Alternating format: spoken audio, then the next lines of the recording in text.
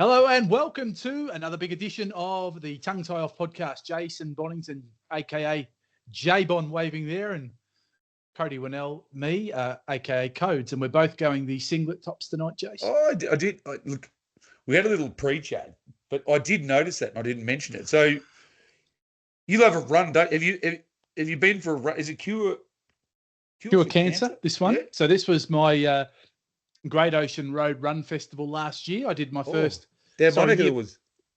First half marathon year before last. Or was it last year?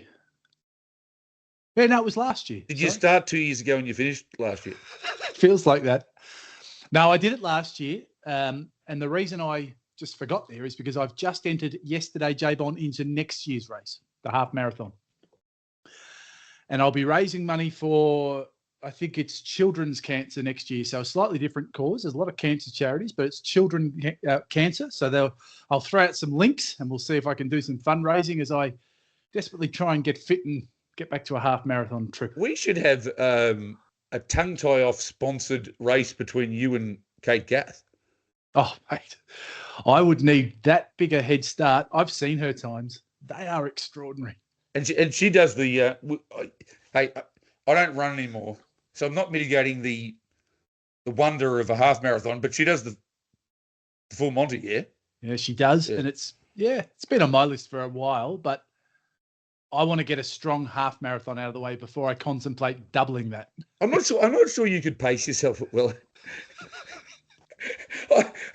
I'd say you're gassed after the half because of the way you probably go about it. There'd have to be a change of tactics. COT. How do you know that? Well, I know you very well. There'd have to be a change of tactics. You'd have to come out. We're going to talk about Talara Shadow. We are. In the pre-chat we were just talking about last week, $70 winner. And I've got a theory. I reckon Tim O'Connor might have the same theory based on his tweet that we both were very, very declarative about Talara Shadow winning a couple of starts back. Had to hunt up a little bit, had the pole marking draw, but seems to go way better when it does nothing early. And I would suggest, if you're going to go the full Monty, no gate speed. Just drop out early. You know me too well, Jace. As a kid when I used to run in the school events, there was always, there was a fella called Tom, right? He was a star, one of the school athletics champion. Oh, Tom. And so he'd be out in front, and of course most of the field would be trailing out the back, and I'd be right up on his hammer. Yeah. And we'd come round to get the bell, and I'm right up on his hammer. What he probably did know, actually, was that I was going at 100% effort at that point. He would extend, race away, and in the home straight, I'd be turning around and I'd be just getting overtaken I'd be getting swamped, mate, absolutely swamped. There would be a query of tactics there. Like, are you trying to win? Are you racing for your best possible position? I mean, neither. There'd be a suspension in order. I just wanted the glory of people saying, gee, Coach is keeping up with Tom. That's incredible. Just don't look in 3/4 of a lap time. Tom's in front. Cody will know. Well, he's not going away. Now he's gone away. He's gone. Oh, no. Somebody call the ambulance. Yeah. Kate Gath, she does all her training on those hills, I believe, out her way, Jace. The old hill training. There's some massive hills, undulation there. And I remember talking to Courtney, her sister, about it. And the times that Kate runs, I mean, she would go to Hamilton, a place where I've done a lot of my running, and she'll have a drive-in race 2 or something, and then she'll jump in the car, head to the Hamilton Lake, run laps of the lake, then drive back to the course and finish her day with another drive and then go home. Dedication. I used to run up in Geelong. We called it Cementi's Hill. Yeah. Cement works in Geelong. Yep. Down to Barrabool towards Highton. And I guarantee you that you feel like you're running vertically. So next time you're down doing the Great Ocean Road, duck down and have a run around Cementi's Hill. But good to see you in the singlet. We're both enjoying the good weather. We are. Beautiful weather. And hopefully there'll be a good race. One thing I did want to mention off the top, I will say this.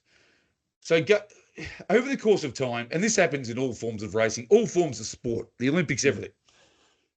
Probably not so much the Olympics because they're the best of the best, but you pump a meeting up or an event up beyond its realistic scope. Yep. And I did have a little, not an argument, but just mentioned it in a team's meeting soon before my Lemon and SARS kicked in with somebody who's still at HRV about the Victoria Cup meeting last year and the Victoria Cup in isolation and the pump up saying this is one of the best Victoria, maybe the best Victoria Cup of all time. And I simply made the point, it's not even close. And I feel like it insults the intelligence of people who love the game when you say stuff like that.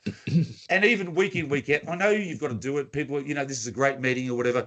But to be honest, in the last 6 or 7 weeks at Melton, we probably haven't had a great, I'm not saying this is a great meeting, but I think quality-wise, it's the highest quality that I've seen. I mean, Just Believe helps a hell of a lot.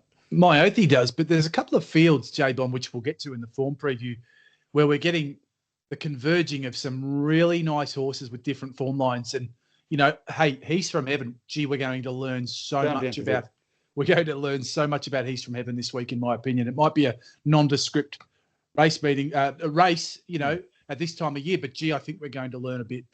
But every horse in that race has got ability. It does, but, you've got Wardown Buddy. You look at the Wardown Buddy, Some American, Bikini Success, and He's From Heaven. Then there's an up to 89. We've got Kiyang Tokyo. Yep. With a picket fence form line coming off a $3.50 on Herb Now, we're not going to give anything away, but if I could get $3.50 about Kiyang Tokyo, I felt like moving. But I don't want to give anything away. The dog barked when I said that, Jace. Nico. It's okay. That's okay. Does Nico, we'll get near $3.50, I promise. If that's Nico what you're worried about. Or you reckon we will get near $3.50? I'm just. Oh, you're just trying to placate the dog. Hey, Bubba, stop it now. Stop. Right. We won't get that, but I don't know what we'll get with Oliver down in that race and Dangerous. Yep. I'm hoping we'll get something, and that's an up to 89. Yeah. Then you've got Ebony's Avenger, who's dropping in grade. The first race in the card is obviously an absolute belter, as it should be, as the fast class. It's just they aren't big fields, but I just felt. I'm not saying I'm going to get all the winners this week, Codes, but it just felt a little bit more exciting doing the form. That mare's race is a absolute cracker. But the more you study it, the more I got drawn to there being 2 chances mainly and maybe a third. But I don't know. It'll be interesting as we get to the form to see just how different we're seeing it, Jace. But more on that later. I wanted to look back first. But before we look back on Melton last week, I briefly touched on the look. We've got to talk about Ray Gun, Jace. You said J-Bon. It's your nickname, J-Bon. We got Ray Gun. Were you ever a B-boy? Is that what you call it, a B-boy? Did you ever do any breakdancing down in Geelong? Or no. To be honest, I did love breakdancing as like a 5-year-old or something. To be honest, I thought that its time was done. I mean, that's 40 years ago. So I thought its time was done around there. I did used to love to spin around on the ground, and my old man would just say, "Boof" is what he called me. Buffhead. Boof. But on your head? You must stop that right now. On your head, or just kicking around? The lot. Yeah, right. The lot. But I'll tell you what, I'd like, you seem to be, you may not have been before the Olympics, but you seem to be potentially Australia's #1 authority on this. Not at all. No, not at all. I've read a bit. I'd like to know your opinion on the whole thing situation. Was just extraordinary, J-Bon. Extraordinary. Now, I must admit, the only, I knew breaking, as they call it, was in the Olympics, but I hadn't given it much thought. And then I got a message from someone saying, you've got to watch the Australian contestant. And Marnie had read a little bit on it, and we thought, all right, well, we got the Stan subscription for the Olympics, and we said, all right, let's put her on, but let's not just go to her first, because we'd seen what happened and heard what happened. This sounds awful, but let's see what good breakdancing looks like. Oh, get a form guide, right? Yeah. Okay. Yeah, so look, here's my comment, right? The first thing I'd say is, as I was seeing these B girls, they call them break dancers, come out, J-Bon, the first thing that struck me is they all kind of looked like street, like they were dressed for the street, and they were legit. And I thought, okay, the first thing is look at the Australian girl there. She was set up to fail, I reckon, in the John Howard tracksuit. Oh, the Aussie hat. You didn't like, so she was representing the Australian. That was the Australian uniform. Wasn't well, they were all representing their countries, Jace. But it reminded me. I made the point. Were they all earlier, representing their countries? Well, it's funny. You listen to the commentary on the break on the Australia's performance, and at one stage, the commentators didn't know what to say, and they made this comment. They say, "And yes, she's representing her country," and then they just stopped. Is she okay? She's representing her country. But you know, it's like when you come to school. I don't know if this happened to you, but we used to have to wear a uniform. Occasionally, there'd be a casual day, and I'd forgotten that there was a casual day, so I'd turn up in the maroon skivvy, looking like an absolute nerd, and all the other kids are in casuals. And I'm looking around at 9 a.m. thinking, oh, this is going to be a rough day. I reckon that's how she felt warming up, just sort of coming out onto the into the ring or whatever you call it. I haven't done the research that you have, but I get the impression from Ray Gunn. She doesn't feel a lot of embarrassment. Yeah, that's probably true. Yes. Now, I just want to go through a couple of things very quickly. I know you can get some conspiracy theories. Yes, but I did plenty of those. I did read something about her being a university lecturer, and one of her main things that she teaches is breakdancing. Now, then they went to the Ballroom Dancing Society. Shane Glary will know all about this as a former leading ballroom dancer. They didn't know what to do with the qualifying. Her and her husband run this qualifying situation, and I mean, I've been the victim of some nepotism and some friendships that have played against me, but it certainly read to me as though they orchestrated something for her to get in, because I did see another Australian qualifying dancer who I felt could have galloped and lost 400 and still swung past. Well, so this came out today, but the AOC, as our producer in the sky is just confirming, has come out and absolutely debunked that. I did hear on the Jackie Felgate show, there was an interview. They've come out and said there is a what do you call it? A petition online, Chase. This is how angry people are. There's a petition online about launching an investigation into how Reagan came to the Olympics, and the whole thing apparently is based on nothing but lies. The AOC saying you've got to. I mean, change.org, take it down, because they've got all the facts. They're showing them, saying that is completely baseless. It's nothing but bullying to this person known as Reagan.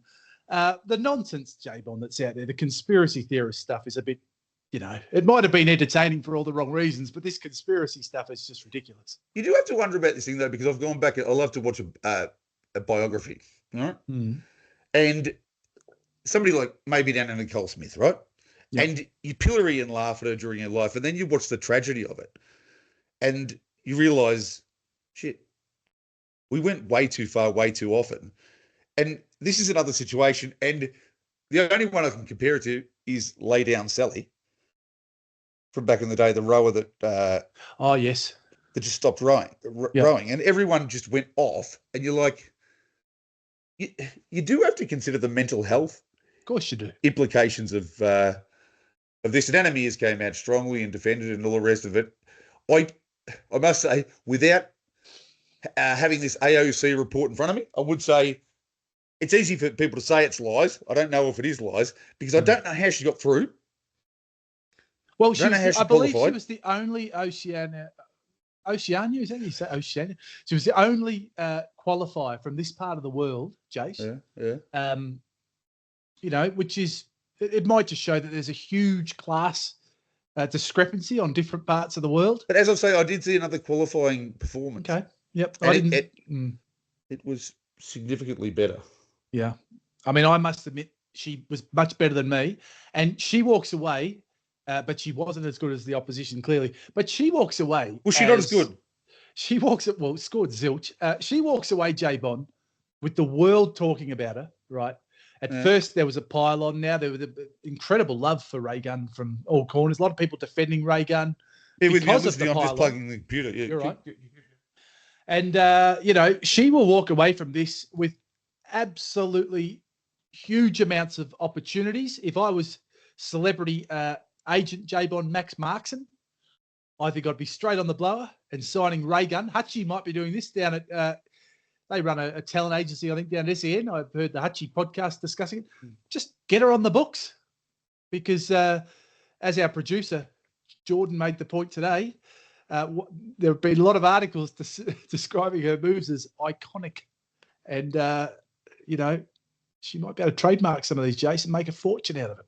Well, the worst part about it is just that, and plenty of people have mentioned it, that nobody, apart from you and Marnie, were good enough to go back and do your form references. Almost nobody would have seen any of the.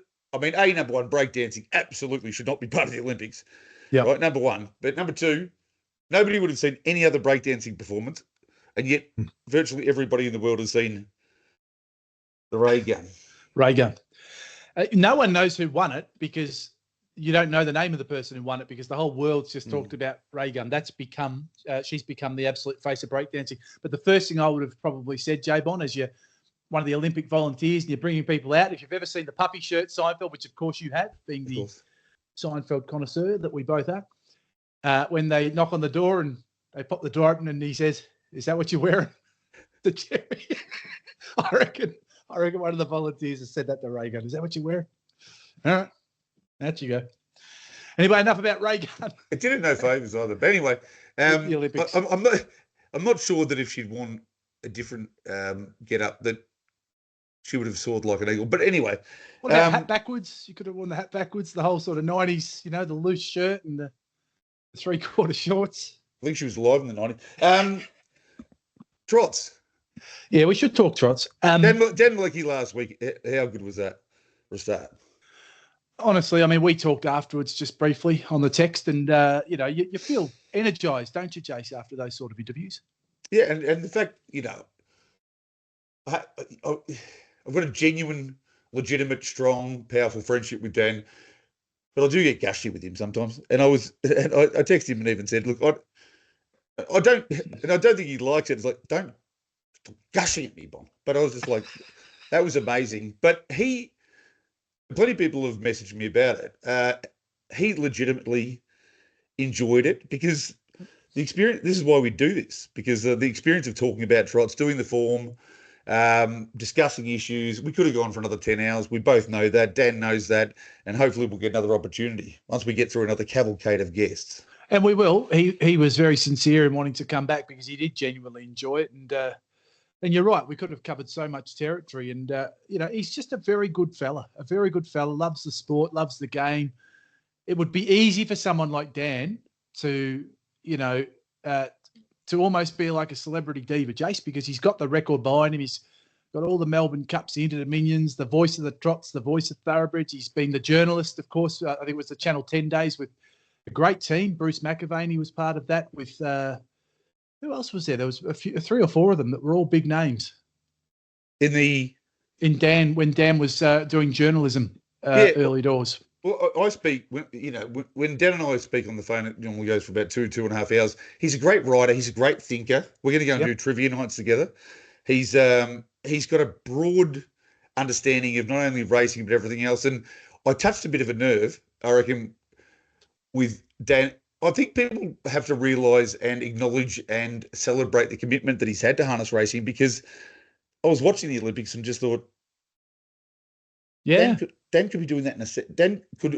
He could be broadcasting any sport better than almost anybody else in a second, but he's dedicated such a long period to harness racing, and the fact that he clearly loves it still. So we all know the problems, and when we get on those 2-hour phone calls, we discuss the problems, but it doesn't change your love for the sport. I mean, you want to fix the problems. You desperately want to fix the problems, but it doesn't change your love for the sport. And he has got it in spades. Mm-hmm. And he sticks up for the people too. He sticks up for the participants strongly. I've seen that behind the scenes firsthand. He's, he genuinely cares. Sometimes I think that comes out, during the lead up to calls, for example. You can tell if something frustrates him, he'll say so, but it's always coming from the right place. And it's also coming from a position of genuine care, not just for the industry as an industry, Jace, but for the people that work so hard in the industry, the participants. Nobody cares more. And I was saying down the other day, I have mates in the industry, so do you. Not many that I would say, virtually no one that I'd say I'd chat to every day or every week. And Dan wouldn't have them either. But I tell you what, if you went and did a Vox Populi, a voice of the people, throughout the industry of trainers and drivers, there would be nobody who would rate higher. Agreed. On the respect and admiration level. Who had Vox Populi? Wasn't Andy, was it? Might have Was it been. Andy? I'll look it up. Was it a Chat amongst yourself. Yeah. It was a, yeah. You had a couple of we've already Raygun's taken over, but we've got a Nicole couple Melander, J-Bond, finished with Vox Populi. Jeff Webster had it previously. And it was with Rasmussens and the Walshes before then. Yes. Now it makes a lot of sense. Couple of little subjects. We're not going to go into any profound territory with the intro, as people will have already recognised, I would imagine. But couple of little things, Codes. Yeah, a couple of little things. So we'll look back on last week's meeting now. Before we do, I wanted to talk about, I just wanted to check something in the stewards report today.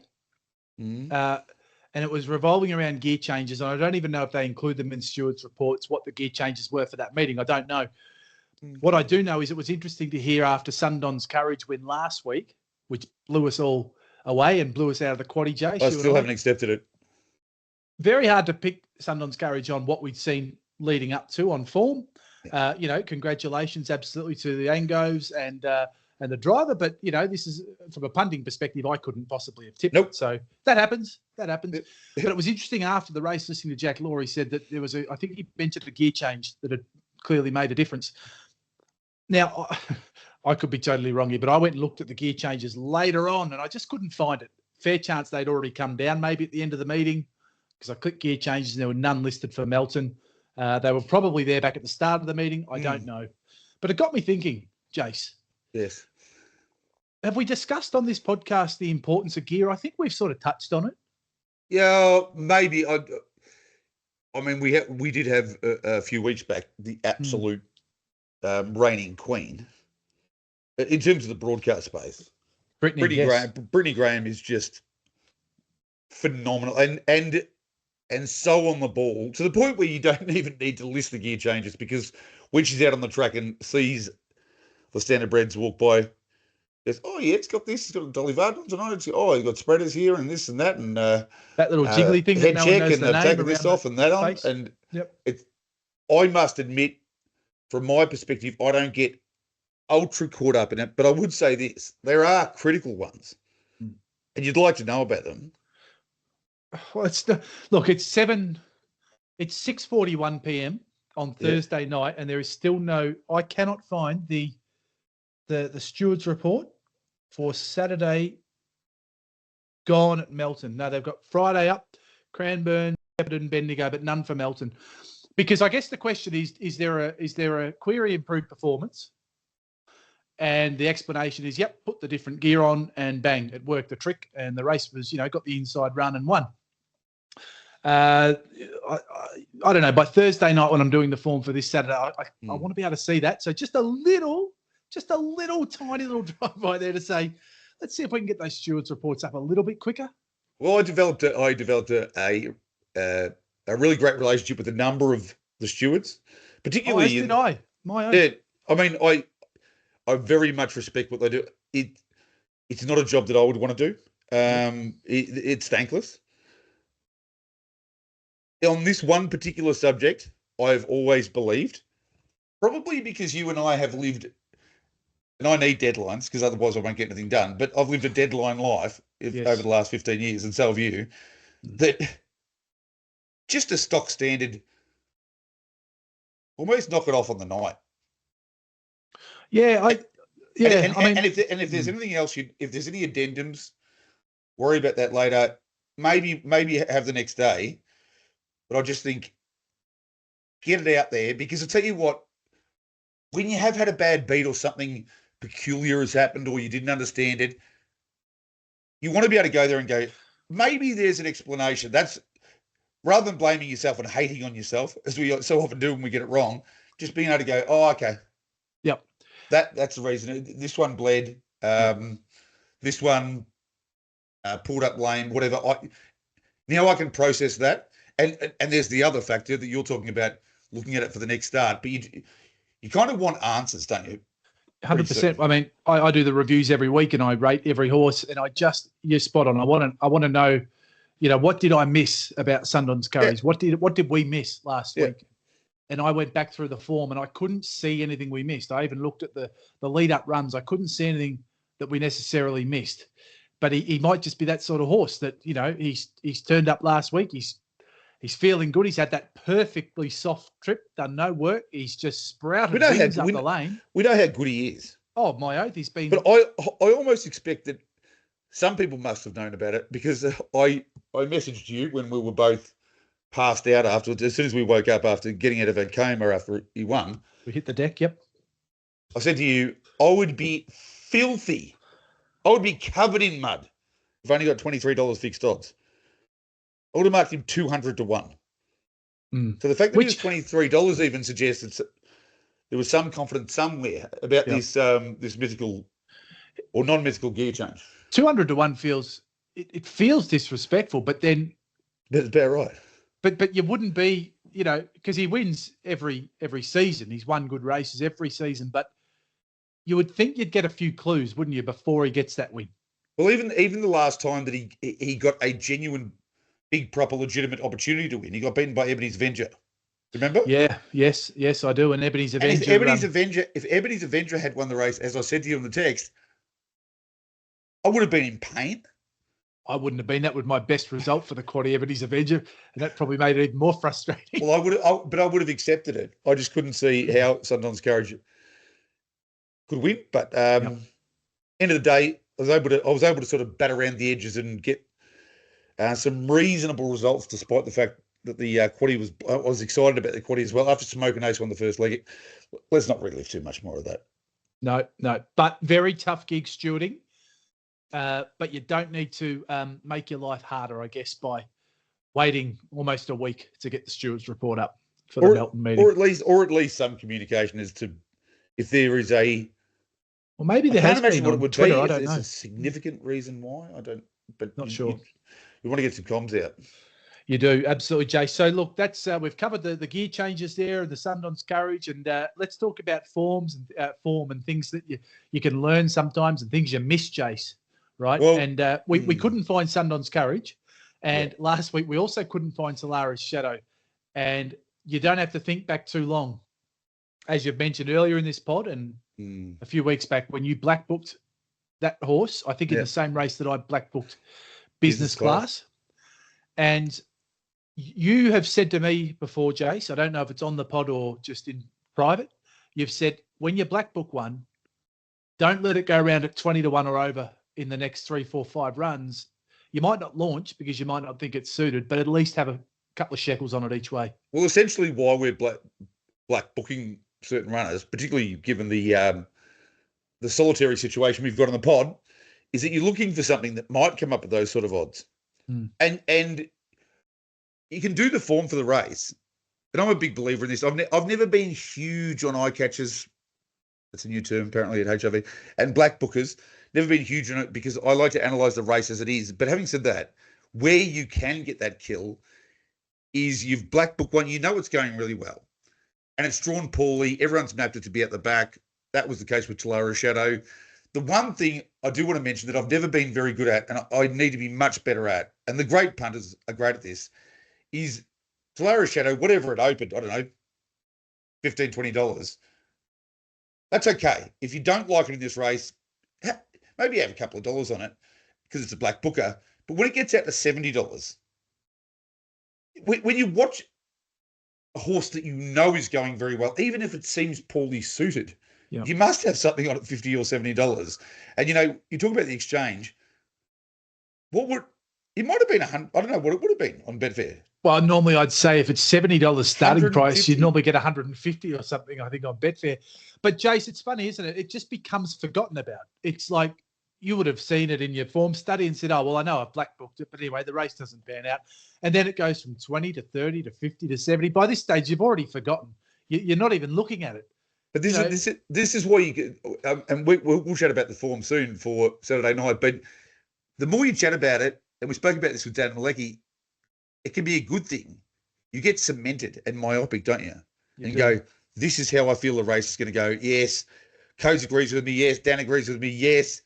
And so that, I think, sometimes puts the block blinkers on you for actually thinking, okay, but I'm still willing to have a go at fishing that's been going really well if it gets out to ludicrous odds, which was the case with Solara's Shadow. I just want to mention one other thing quickly before we wind up and get stuck into the form. I don't know if you've noticed, and I don't know if there's been much chat about it on socials, right.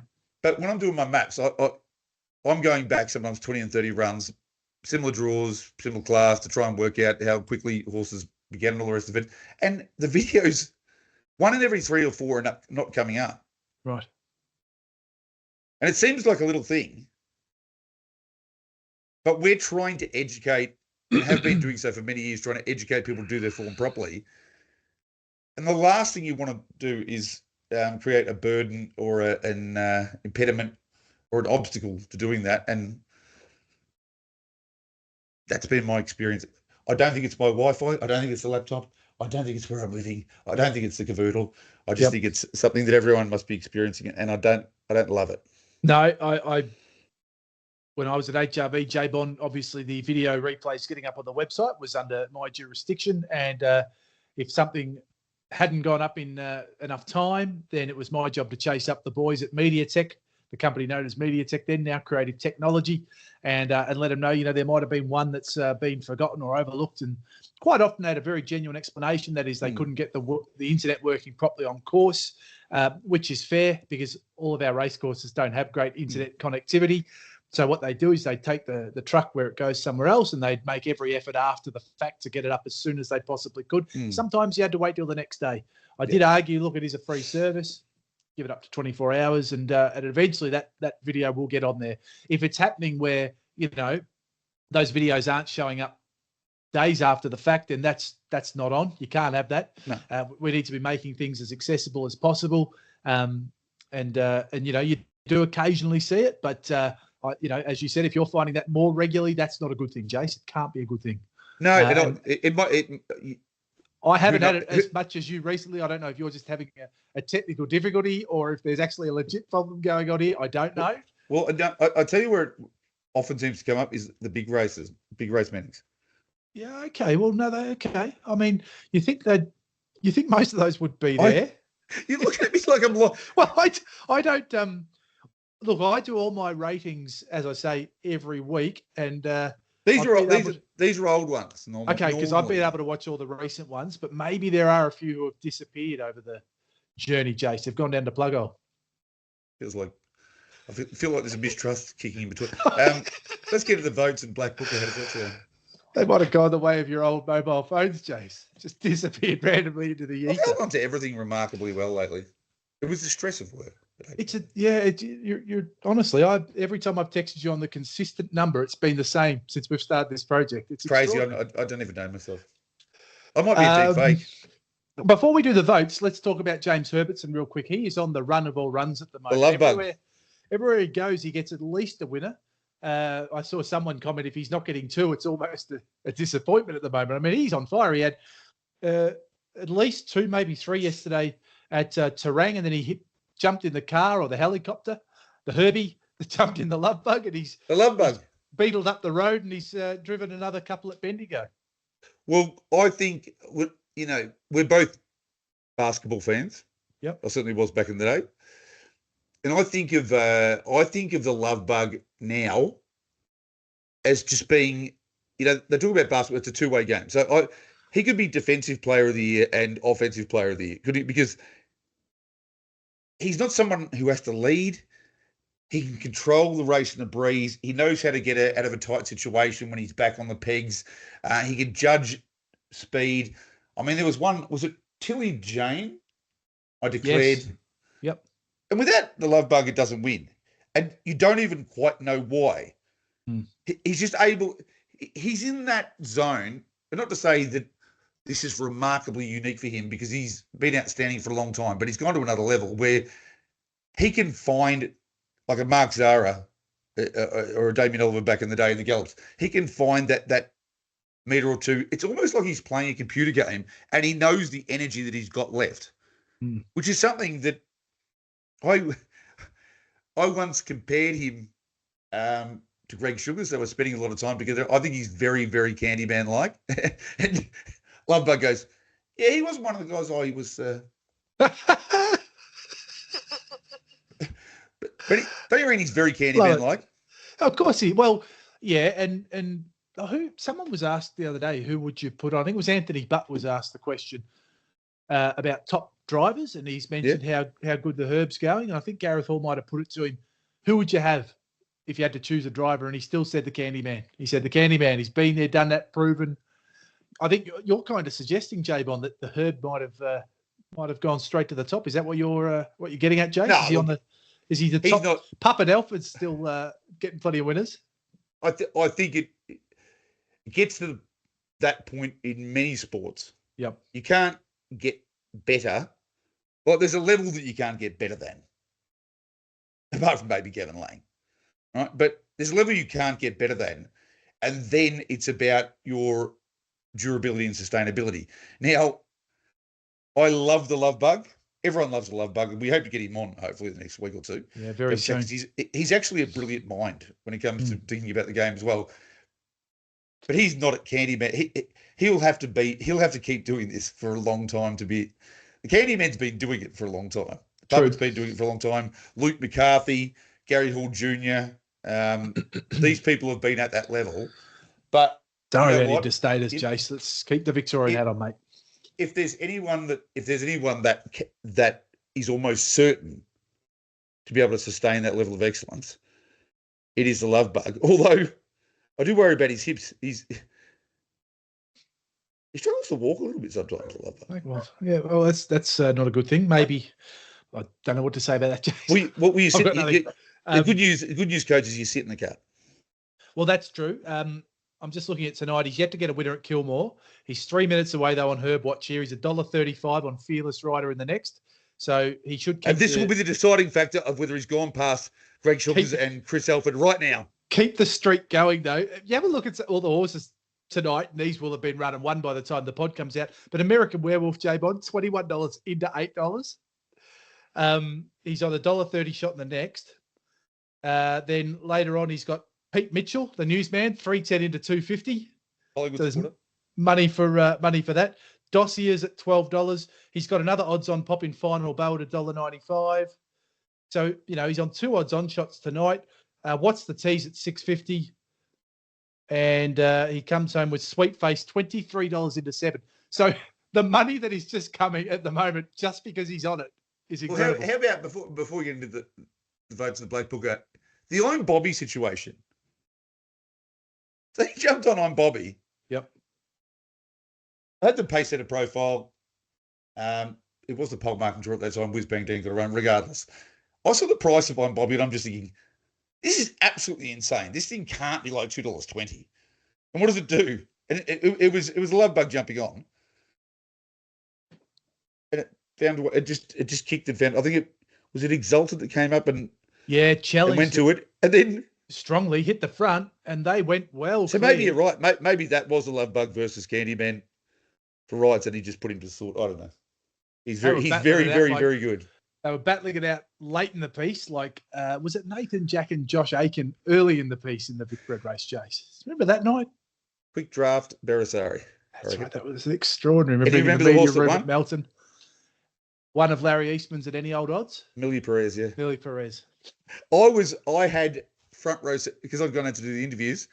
I was right there on the grassy marsh out there in the middle of Melton and watched it and just thought, I know this sounds horrible. Keep going, boys. It was staggering. Once you are that far committed, just keep at it. They were there for 2.5 hours after the last, I think, with the stewards. Maybe they wouldn't have got the stewards report done that night. But I remember because, I was still cleaning up the media stuff late, and I went out to get a cup of tea there from the little kitchenette, and they were still going. We digress, Chase, but Herbie in great form. It's a good discussion about just where they'll all end up in the driver rankings of all time. But what about the big dance, Chase, which is the Fabergé egg Pacesetters medal? I did actually. There was a Jeopardy question the other day about a Fabergé. The pink one's worth 17 or 18.5 million. So this is a big prize. This is a big prize. Well, there you go, folks. 3, 2, 1. Yep. 1, Yep. Even though it killed me, Chris Angove. Chris Angove gets 1. Yep. I think Herbie had a couple of winners and leaving him out this week. Right. 2 for Kari Males. Kari Males 2. LaBelle Boucher, how well has it been going? Absolutely deserved that. Didn't have it. And 3. The only reason I gave this gentleman 3 is because the other 2 trained but didn't drive their winners. Jason Ainsworth with Solara Shadow. See, I can be very, very forgive. I can separate church and state. And sometimes Courage Solara Shadow might have hurt me, but when it comes to the votes, it's honest. It's real. This is how I do my ratings, Jace. You can be $1.04 and get beat, and the punters can say, geez, that was shit house and scream. But at the end of the day, if it was still a very good run, you still have to rate the horse highly. You cannot penalise it on sheer numbers just because it got beaten at $1.04. So well done, talk about Jace. very pretty soon in the form. I respect that. I gave 1 vote to the Herb because he got a couple of winners and he's just on fire. I gave 2 votes to Taylor Yule. I think she's driving incredibly well with Elder Baron Miley. Yep. So 2 to Taylor Yule. And I gave 3 to Jason Ainsworth. I mean, how can you not? I wasn't on either, but, lovable Solara's Shadow. And he's doing a great job with that horse. And it was a good drive because I think you and I both discussed Solara's Shadow probably has to be driven a certain way. He knows the horse back to front and just did it perfectly. So it's hard when you get that good draw not to use it, but yes. True. And Dan Malecki, who was very bullish. Hopefully he cleaned up an Elder Baron Molly because he was thinking, if I overrated it at 240s, I think it started in the red. It did. Your Black Booker codes. So 1, 2, 3, 4, 5. I've got 6 names here. I can only go 1. Yes. I think Rakira Rebel's already in the Black Book, but it was my highest rated run of the meeting. But it's too obvious. It was an enormous run. Hey, it's Saturday. Hey, if Lachlan Virat, J-Bon, was in the same position that Rakira Rebel was in last week, how much better could it have gone to get to those first 2? In the last sort of 300 after that run, I think it went 53.8 home. How much closer would Lachlan Virat have gone? You've sort of cornered me here. I feel like Lee and you're just smashing. I'm doing road today, trying to get out of this situation. When it comes to those it's a good question though, isn't it? Because can she have done? Who could have done better? But this is where I talk about sectionals all the time. Lachlan Virat wouldn't have been in that situation. So Lachlan Virat, I actually had this discussion quite a long time ago with Greg Sugars, the Candyman, that the difference between great horses now compared to great horses of the past is not their top speed, but how long they can hold it. And Lachlan Virat, Rakira Rebel's flying, absolutely flying, huge. Kamala, huge. But Lachlan Virat could make them, or a Lenny the Shark, or a great horse, can make them move in a 28 and then reel off the 27, 26. It's funny you say that. You had that conversation. I had that same conversation with Michael Stanley back in the day. And I remember him saying, can't necessarily produce this quarter, but we'll produce 3 or 4 of them in a row of this number. And that'll be enough to be very, very good. Very, very good. Arden Rooney. Yes. So it's not Rakira Rebel. Clear Left went good again. Big Boy Mel flying. Perpetual Black Booker. Perpetual Black Booker. Rapid Return feels like a perpetual eye catcher / Black Booker, Jace. Which brings me down to 2. Had to be Harry was a good run. Very much. Probably not Black Book material, maybe. Drum roll. My Black Booker is Elder Baron a crux, because if you liked it last week, which Dan Malecki made a good case for, then you may as well like it this week, because there's no reason to hop off. No reason at all. Okay. It still hasn't got out. It was held up, and I just thought down the back there when Dan said he stayed in. I thought, yeah, that was interesting. I might have to watch that again, I reckon. It was just unlucky. I think the horse behind Snooze has hooked out and gone around. I'm stuck.